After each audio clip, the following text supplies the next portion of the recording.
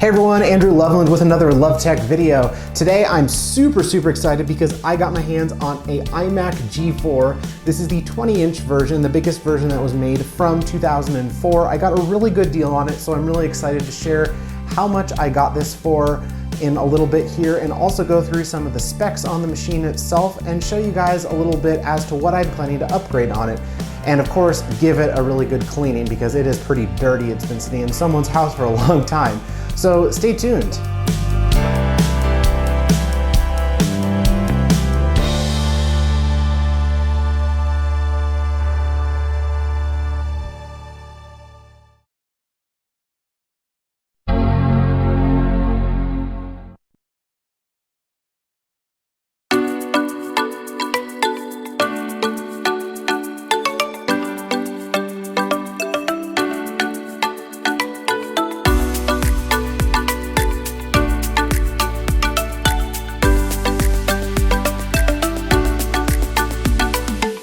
So the iMac G4 was originally released in January of 2002 and saw a total of 3 revisions made to it.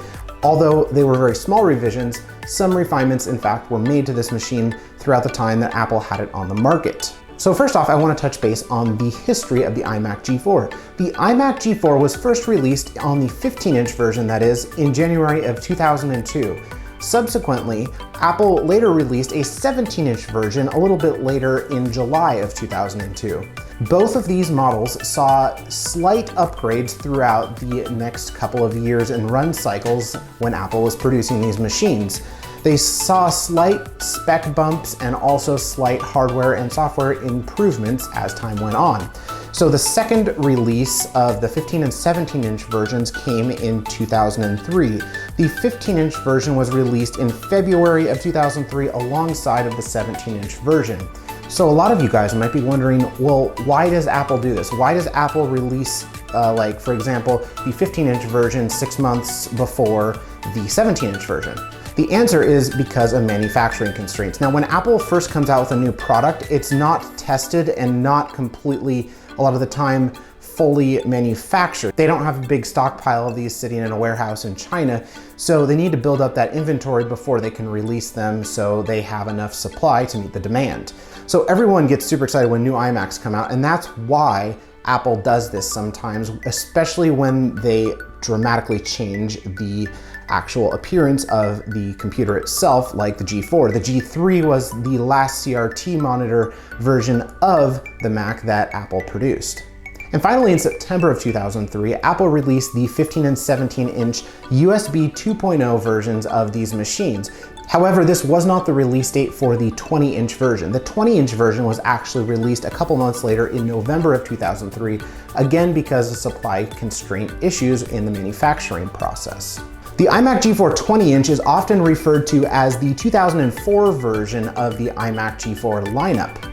This is because of the supply and demand constraint issues that Apple faced when they were manufacturing these machines. Especially since they released these right around the holiday season in 2003, they were a really hot item and flew off the shelves like crazy.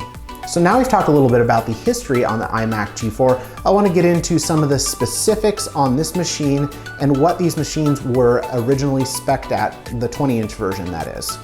This version of the iMac G4 has a 1.25 GHz PowerPC 7445 processor in it. By default, it came with 256 megabytes of RAM. However, this version, I was told by the seller, has 768 megabytes of RAM. So they or someone else who owned the machine prior to this must have installed some additional RAM into it. So we'll look at that a little bit later on in a different video.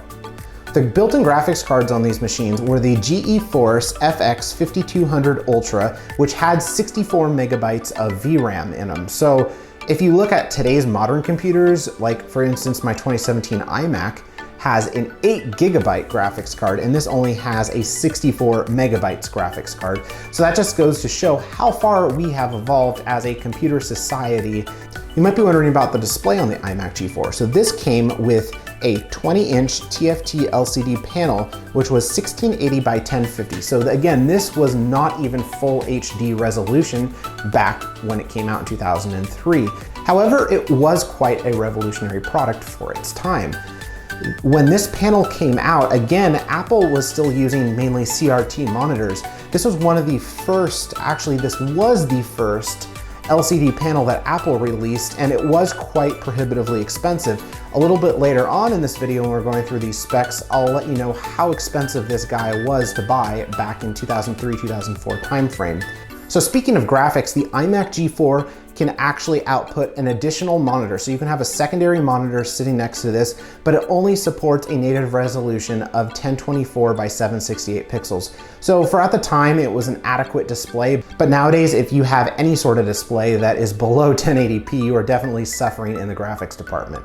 Now let's move on to talking about the storage of the iMac G4. The storage of the iMac G4 originally started out at 80 gigabyte hard drives. However, you had the option to upgrade the hard drive to 160 gigabytes. This computer that I have, I was fortunate enough to get the model that has 160 gigabyte hard drive in it, so at least it's sort of adequate for today's day and age and standards, I guess. But I thought that was very interesting. And another thing on the hard drives in these, they are 7,200 RPM hard drives. Back in the good old days when Apple actually cared about our hard drives in our machines and didn't put crappy 5,400 hard drives, they actually put 7,200 RPM hard drives in the machines. Hopefully Apple will be getting away from using hard drives completely in the next year or two, so I'm really looking forward to that. Hopefully they move all to solid state flash storage because it is so much faster and so much more reliable than hard drives. When the iMac G4 was released in 2002, it came with OSX 10.3 Panther on it. However, you can upgrade this machine all the way up to version 10.5.8, which is OSX Leopard. OSX Leopard is in fact loaded on this machine from what the seller told me, and it is up to date to the latest it can go. Apple, if you're watching this video, I'm hoping that you guys at WWDC this year are going to release a new iMac that is going to have a totally new design. Please make something really cool looking like this guy or something like that. I know I have heard rumors about WWDC. Sorry to go off on a tangent here, but again, I have heard rumors about WWDC, which is June 22nd, by the way, that Apple will be releasing a brand new iMac design, which will look very much like a floating iPad Pro type design, and they're going to be completely moving away from their Fusion drives and hard drive models and completely switching all their storage to solid state. So look for that June 22nd. I probably won't get a new iMac considering mine's only a few years old, but I'm hoping maybe in another couple of years, maybe I'll get a new iMac or maybe a Mac Pro if, again, the prices on those come down. Back to the iMac G4 now. So let's talk a little bit about the weight on this guy. Now, if you're familiar with newer iMac models, such as like the ones from 2017 and the one that was just released in 2018, you'll know that they weigh only about 25-ish pounds. Now, when I picked this up from the guy today, I literally thought I was going to drop the thing. He did warn me it was heavy, but I was not expecting this thing to weigh so much. Now, why Apple made this so heavy, I think it is so, again, the screen can kind of go up and down, it can swivel left and right? I think that's the reason why. It was to counterweight the weight of the LCD panel at the time. They had to make the base really heavy. So put your guesses down in the comments below how much you think this weighs without cheating. And I want to see if you can guess how much this actually weighs. So I'll let you do that really quick here. Give you a few seconds. Okay, so answer time. The iMac G4 20-inch weighs 40 pounds. Yes, 40 pounds. It is so freaking heavy, especially because the base of it feels like you're lifting a cement block. It is very heavy, actually heavier than a cement block. Most cement blocks are like 20 pounds. This thing, just the base alone, I would say weighs anywhere in the neighborhood of 25 to 30 pounds, plus you have another 8 to 10 pounds on the top here with the monitor and the arm in the back. So it weighs a lot. So now moving on to the original price of the iMac G4 20-inch. I'm going to calculate down below, I'm gonna put the number right below me here, of how much this machine actually would cost in today's dollar, calculating for inflation. This machine cost, get this, a staggering $2,100 starting price back in 2003, 2004 timeframe. So comparing that to today's iMacs, yeah, this is kind of like the iMac Pro of 2003, 2004 timeframe. And finally, I'm gonna tell you a little bit about the accessories that I got with this machine I was able to pick up. So it did come with the original Apple speakers. So these are really cool little things. The owner did actually warn me, make sure you put them somewhere where they won't roll around, because they are completely round except for the base and the front where the speaker piece actually comes out of the speaker. So yeah, they did roll around quite a bit on the car ride home. These are supposed to be, I believe, Herndon Carman speakers that they manufactured for Apple back in the day. They are supposed to have actually really good sound quality. And quickly to go down the list, I got the original Apple Pro keyboard, not the original Apple Pro mouse over there. That's actually the Mighty Mouse, which was released after the Apple Pro mouse, but before the Magic Mouse and the Magic Mouse 2. If you haven't seen my review on the Magic Mouse 2, definitely go check out my video. I'll put a link down below and up above here in the video. And then the owner also gave me a free copy of OSX Snow Leopard, the original copies of Leopard, which that's great, so I can reinstall that on this machine if I need to down the road. He gave me a free copy of iLife 09, which I probably won't use because, again, iLife is, I hate Apple products when it comes to their software for like creative stuff, when it comes to not like Final Cut or anything, but like word processing, Excel sheets, that type of stuff. And finally, the most interesting thing that he gave me was the original iMac user's guide. Look how many pages this thing is, oh my gosh. But there are some really cool pictures inside of it. So, and again, it's in like blue font and black font, so it's kind of actually mesmerizing to look at something like this, especially from Apple. Like, it's a full user manual for their computer. So just something interesting to show you. A couple other things I want to briefly mention about this machine. First off, I'm going to go through the ports on the back of this machine. So again, this was the first machine that Apple actually released in the iMac lineup, that is. I don't know if they've released any others prior to this with USB 2.0, but this was the first iMac that Apple ever released with USB 2.0 functionality, which was a huge leap from USB 1.1, because again, USB 1.1 had really slow read-write speeds, and USB 2.0 was like leaps and bounds over USB 1.1. So this again was the first machine that, from the iMac lineup that is, that had USB 2.0 ports in it. However, one thing that this does not have is a Bluetooth card. Now you can add on, I was doing some research on this, you actually can add on a Bluetooth card inside of this machine, or you can put a USB Bluetooth adapter on there. So I might look at investing in one of those later down the road so I can use my Magic Mouse and Magic Keyboard with this machine and test those out. The last thing I want to mention about this machine before we look at the ports on the back of it is the fact that it has an airport card in it. An airport card means Wi-Fi, basically. Now, back in the day, Apple didn't by standard put Wi-Fi in all their devices. It wasn't really a super big set standard back in 2003, 2004 timeframe. However, they did provide users and people wanting to buy these machines with the option on their website to be able to add an airport card in. This one I got super lucky with, and it does in fact, according to the seller, have an airport card in it. So we'll test that out later as well, make sure it can connect to Wi-Fi. Taking a look at the ports on the back here, we first, starting on the right-hand side as we're looking at this, we first have the power button. Next to the power button, we have our peripheral buttons. I believe this is a microphone jack, the headphone 3.5mm jack. Next to the speaker port, we have the Ethernet port, followed by, oh my gosh, the phone port for dial-up modems. Remember when we used to have the days of dial-up modems? Yeah, pretty crazy how internet was so slow even back in like 2003, 2004 timeframe, right? Next to that, we have the power cord in the middle of the back of the computer here. Moving off to the left-hand side, we then have two FireWire 400 ports. Now, FireWire ports were sort of revolutionary for the time because they did have faster transmitting speeds than like USB 1.1 and even to an extent faster than USB 2.0. So it was kind of like the new experimental type transport or method of transport of the day. FireWire 800 came out later and it was way faster than FireWire 400. And then all of a sudden, about 2012, 2013 timeframe, FireWire suddenly disappeared. I'm still not sure actually why that is, but it did, and it's kind of been replaced with Thunderbolt, USB 3, those types of connections that have super fast transmit speeds.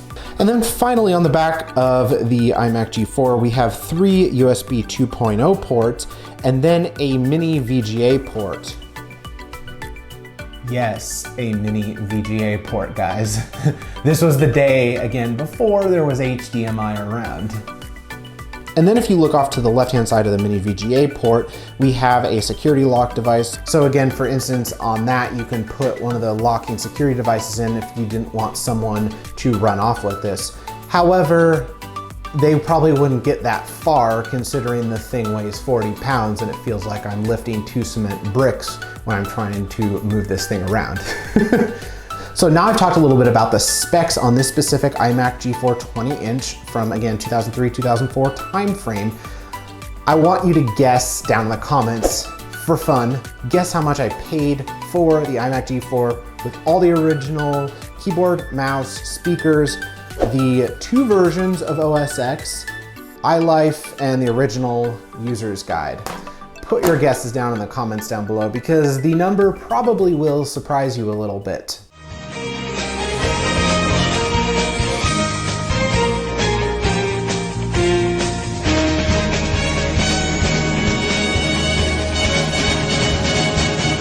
Now that you're done guessing how much I actually paid for this computer off of Facebook Marketplace, I bought this for $150. The original posting on this, the guy was actually asking $500, which is an astronomical amount of money for such an old machine, especially with only 64 megabytes of video RAM and a 768 megabytes of regular RAM, right?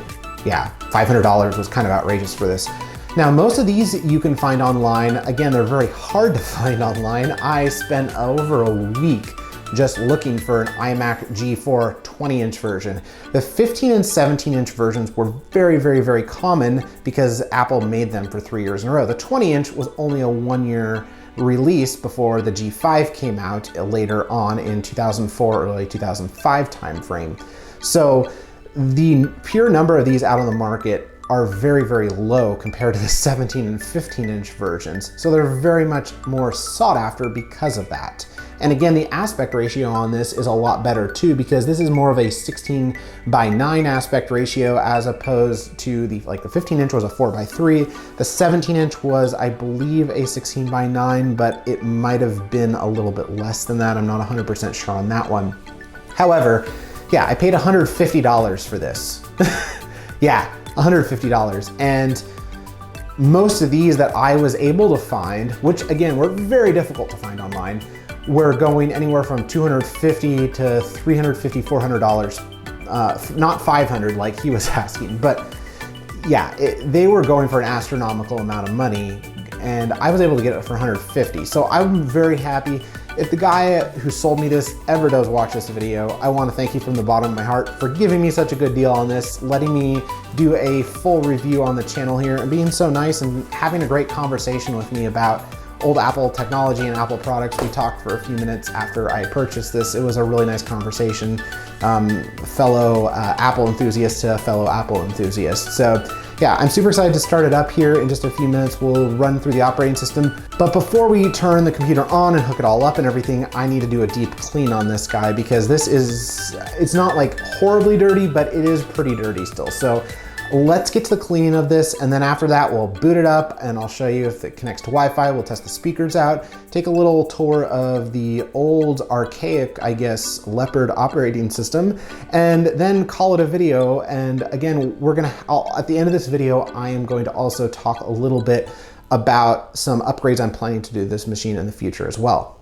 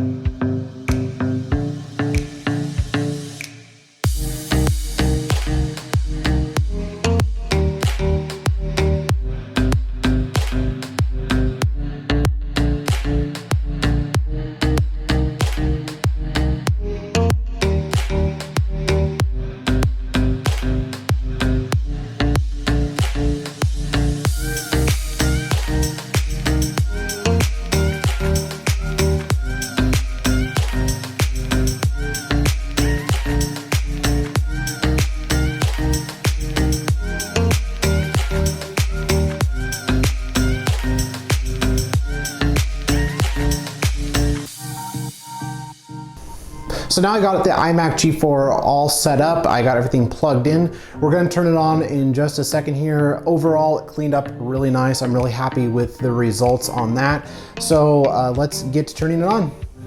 Okay, so I just got the power plugged in. Let's press the power button and see what happens. Okay, what the heck? It's not turning on. 5 hours later. Okay, I'm gonna plug. Oh, there it goes. Whew, there it goes. I was getting really worried. For some reason it wasn't starting up, and now it's finally starting up. So here it comes. Maybe you just needed to think about it a little bit. These computers are really old, so sometimes they can be a little bit finicky when you're trying to boot them up, but it looks like it is booting into the OS now, as you can see on the screen here. Thank God. I was almost wondering if I was going to be out of options. I was plugging it into different plugs. I unplugged the power cord, plugged it in multiple times. I don't know why it did not want to start up for some reason. So if you guys have any ideas, put them in the comments down below. I'd love to hear them. So anyway, it is starting up now. Of course, it's going to be way slower than like an iMac of current generation because there's no solid state drive in it. While it is booting into the OS and stuff, I'm going to tell you a little bit about a few things that I am going to do to upgrade this computer. So one of the things I want to do to upgrade this computer is, in fact, put a solid state drive in it. You can, in fact, do that with these G4 models. It's super nice. You do have to take the bottom plate off, a couple other things on it. So I'll be interrupted by this music. I'll tell you a little bit more about that in a minute. This is something I really miss. The welcome videos to Mac OS X. It's something that they stopped doing after Snow Leopard, I believe. So it is kind of disappointing. I really do wish they'd do this more because I really like the music to this one, especially to this one. I love the music.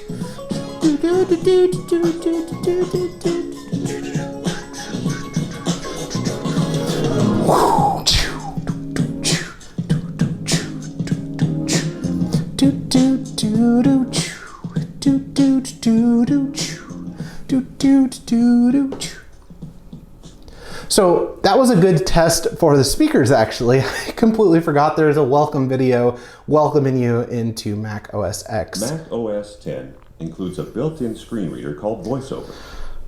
Oh. How to use VoiceOver? Press Command F5 now to turn it on and set up your Mac. If you would like to learn how to use VoiceOver to set up I don't want to use VoiceOver. Press the Escape key. No, I do not want to use VoiceOver on my Mac. So that's something that's super annoying. They still have to this day when you get a new Mac, is sometimes the VoiceOver assistant comes on and it is super annoying. And it scares the crap out of you too if you have your speakers on loud. So just like the music, that also kind of scared me there. So again, welcoming you into Mac OS X. Let's get this set up and take a look at the specs on this. The seller did in fact go in and completely obviously reset the whole entire computer, do a complete fresh install of the operating system again, which is 10.5 Leopard. We are going to try to maybe somehow hack Snow Leopard onto it. We'll see if that works. I don't know if we'll be able to get it to work or not, but we'll give it a shot, right? So let's go through the setup. We are not transferring any information over from a different Mac. That is a good sign, seeing that it is picking up Wi-Fi signals, meaning the airport card on board is in fact working correctly. So I'm going to select my Wi-Fi network. Gosh, this keyboard is like nostalgic to type on because I'm so used to the Magic keyboards that we have nowadays with the flat keys. This is like very nostalgic.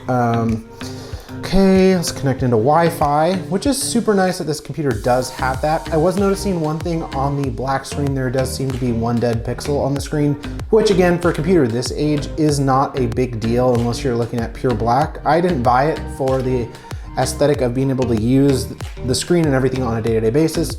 I, again, bought this computer for complete nostalgia reasons and just to awe in its glory and beautifulness that I absolutely love. I've been obsessed with this design ever since they came out with it back in 2002. Set our time zone. This is very nostalgic. I don't think there's this many setup steps in the latest versions of Mac OS X. It is very nostalgic going back to this time frame, because actually, I'm thinking about it, I think Leopard was the first OS that I actually had on my first Mac, which I believe was back in like 2008 that I had my first Mac. So that's how long it has been since I have seen this operating system. The good thing is it does seem to connect to the internet correctly, and it is picking up the date and time on the internet. So that is definitely a good sign. It's done, and let's launch Mac OS X, and let's see how it is.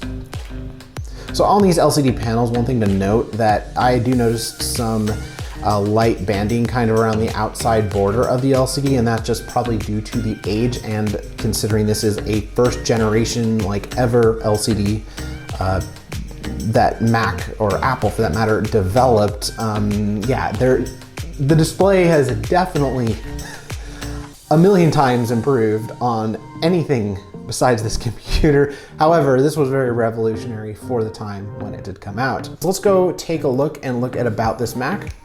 It is version 10.5.1. That is the one by default that comes. We could do a software update, which I'll do later on. I don't want to bore you in this video. And that should be able to update it to 10.5.8, which is the latest version of Leopard that this Mac can handle.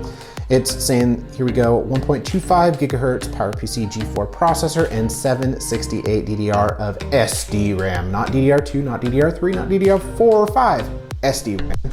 Yes.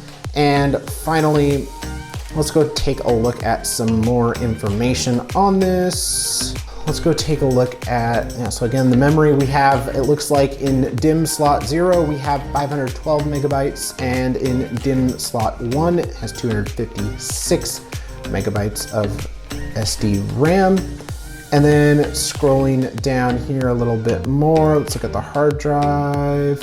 It says it does not contain any SATA hard drives. I don't know, but anyway, if it said it didn't contain any SATA hard drives, our computer clearly would not be working right now if that was the case. So I don't know why. Maybe it's because it's indexing the hard drive, it can't find it. However, obviously it found it because it booted up.